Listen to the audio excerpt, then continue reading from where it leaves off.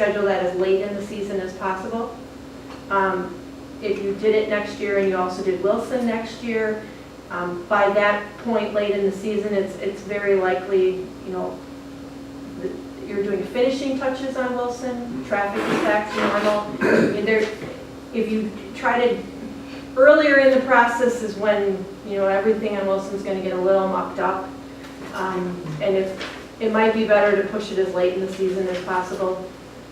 But that is something we would certainly have conversations with I would start with conversations with the two contractors that do the HIPP work primarily in the city of Milwaukee, talk to them about their thoughts, you know, what they think, and using that information, we craft something and very likely dictate that time schedule in the contract. It's not open to negotiation. This is when it's going to be, this is when you're going to do it. But if we're using Milwaukee, we don't really have that ability. I mean, they're like fitting us in Well, their schedule. We would make that request at the beginning. And if the city said we can't accommodate that, then we go back to the drawing board. But if they knew that early in the process, it doesn't impact the city much. I mean, it may impact our rates because, you know, the contractor has to plan for it specifically rather than fitting it in. But yeah, that's definitely a question we would have to ask. And if, what I'm hearing you saying, correct me if I'm wrong, is that we would try to schedule it later in the year so that Wilson Drive, the heavy stuff on Wilson Drive is done before that. So there's not major, it's two major roadways, but it's not major activity at the same time. Since it's later in the season, and since there will be weeks and weeks and weeks of Wilson construction before that, if Wilson, for whatever reason, pre-construction or construction related, we see it going longer, schedule changes, would we have the ability in the middle of the year to say, hey, guess what? It's going to go and there's going to be this overlap. We don't want this overlap. Let's push off late till the following spring. Are we, how committed is that? Well, we have to do a change order on the contract. Is that close? Well, it won't be free, but I don't, you know, that depends on the contractor's workload and their willingness to work. And we had that happen, and the contractor said, that works out better for us too, and then there hasn't been a cost, and we've had it happen the other way too. So, I mean, at the same time, we're having a major road project going on. I'm not going to be wrong. Yeah, I mean, just the staging, and just look from the alley work. I mean, there's porta potties and staging and trucks all over the place from two alleys around my house. So, I mean, I'm just having trouble imagining all these projects happening at the same time. And if I had to say between Lake and Wilson, which is in the worst condition, I would definitely say Lake. It has major potholes and major areas of absolutely no pavement, which Wilson is bumpy, but it's not crumbling. If costs go up 1% a year, we want to do the expensive one first. If costs go up 2% a year, we really want to do the expensive one first. You know what I'm saying? You know what I mean? We want to spend more money earlier. Let's take our straw poll now. All in favor of Wilson being done next year, 2018? Oh wait, simultaneously. Well, and simultaneously with Lake. Yeah. No, In the same year. no. Well, in the same year, but coordinated well. It's not something. That's correct. Yeah, sorry, I didn't mean simultaneously, same exact time. I just meant same year. Okay. Aye. Oh, Right. so that Oh, was we're the, just straw polling it? can you just say it again? So I didn't realize that we agreed. Those who would like to keep the plan that we were going on with Wilson for 2018, and also doing Lake Drive in that same year, coordinating it with between the two projects in order to minimize the traffic patterns, construction going on at the same time. And Larkin and New Hall.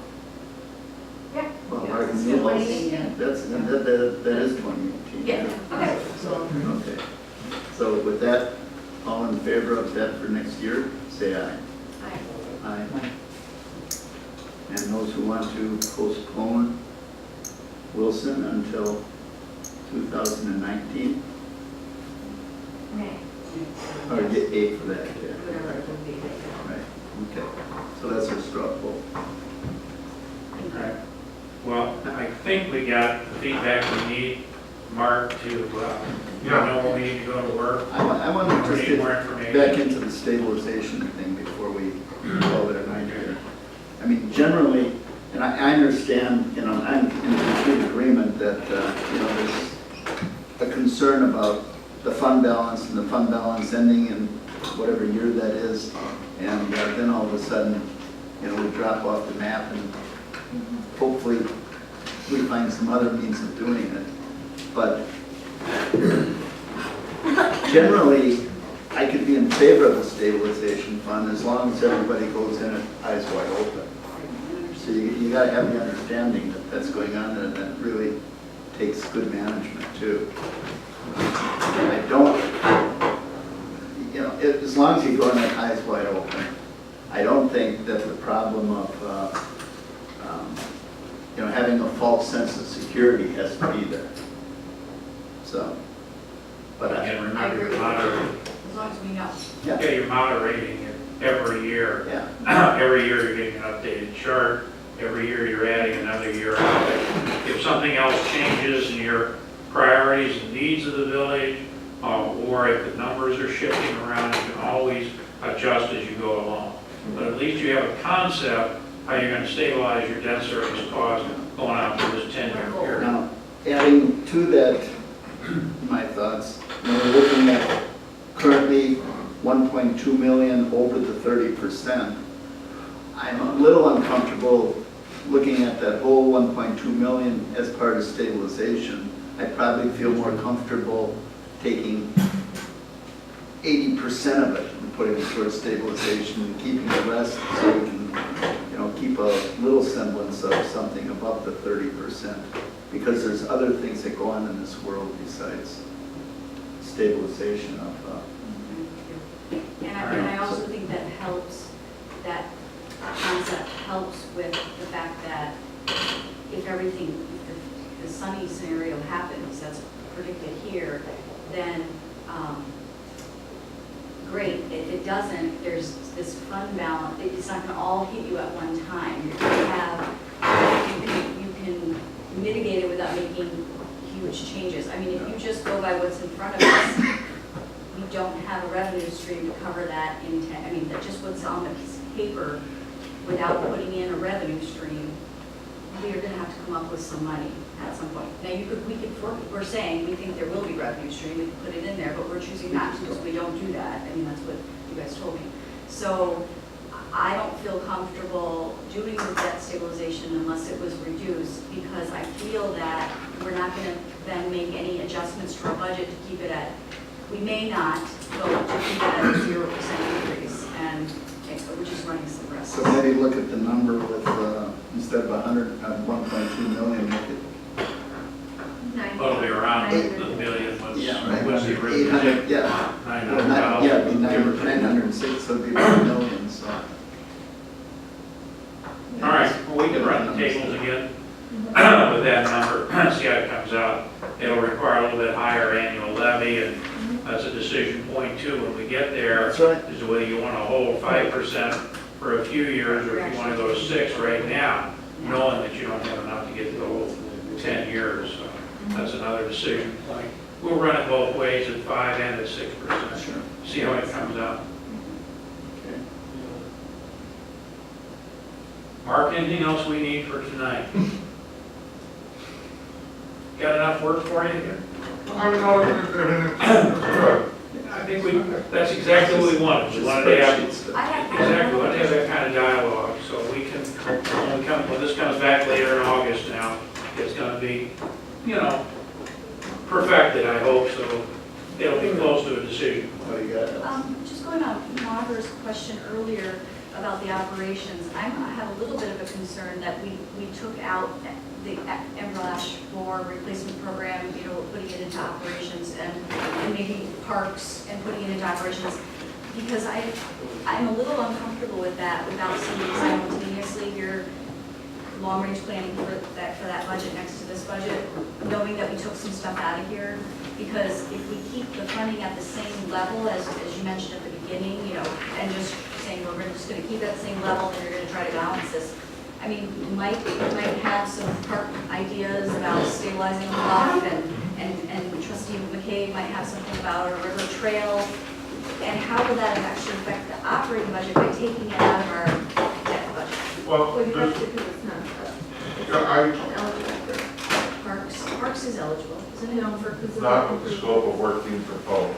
Okay, but, Then again, when you say operating, you mean the annual capital budget? annual capital, yes, so Okay. that where we put it instead of here. So you're saying, I acknowledge that, I mean, we've done at the boardwalk, we've done from here?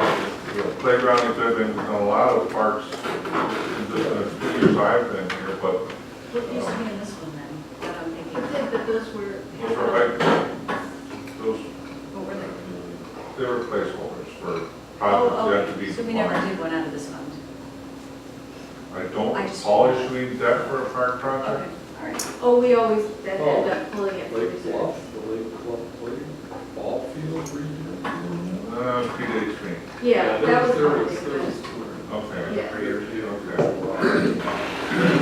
And, They have water That was bluff. stabilization. Yeah, that was. That was 800,000. But that wasn't in the parks plan to begin with, that was No. emergency. It wasn't in it. no, understood, and again, Yeah, I'm trying to put away my accountant's hat, and, my accountant, he says I'm trying to forecast potential impacts over a long period of time for debt capacity and tax levy, and acknowledging there's a lot of pieces in that, that integrate into the other parts of the long-range plan, as well as, how those flow through the annual budgeting process, but got a lot of feedback, and, On the water meter replacements, can we look at possibility of cash financing or even raising water, one-time increase in water rates? I don't know if the PSC would do that, because I don't, part of the problem we're in is we're debt financing so much stuff and we're paying off so much interest. If we could pay more stuff in cash, in the long run, we're spending a lot less money. So if there's any way that we can pay for some of that cash, it's about. not by the water utility.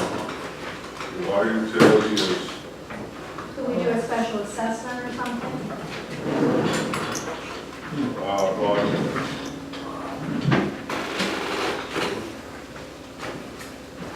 the basis you would use to do a special assessment for water meter replacements, I don't believe the PSC will allow you to charge water utility customers for water utility services outside of the rate structure. And our rate structure is pretty much at the limit that's allowable right now from the PSC until we put more money into it, and then we can pay back the structure with the Public Service Commission to pay off the debt, not to We have to, so there's no opportunity to cash, we have to Well, pay for stuff. again, I hate to say no opportunity, but there's limited, very limited opportunities. I mean, think of scenarios where, I mean, I understand with the expenditure limit that it's easier to get finance stuff than cash, but in terms of total tax but burden. this is regulated utility expenditures too, which has other regulatory. Or I guess if there's opportunities for cash funding of things, I think. Let me see what I can think of. I forgot to ask about DPW facilities, I apologize. It increased, did we switch something earlier into 2018? Last year, we only had two, maybe it was the same. Did we do any shifting of DPW facilities in our long-range planning process here? Well, not formally. I think we talked briefly at a recent committee meeting, I think, I'm trying to remember. The 17 capital budget includes the some funding allocation for the reconstruction, replacement of our salt shed. And that was supposed to be done this year. It is supposed to be reconstructed on the exact spot it stands now, and it currently stands full of salt, Oh, which complicates matters. So we're looking at options. We've also had some difficulty finding interested contractors. You know, it's not just anyone in the world. So Joel and I have been having some conversations. One of the future conversations that I would like to have is to kind of explore what options we may or may not have with the design-build process.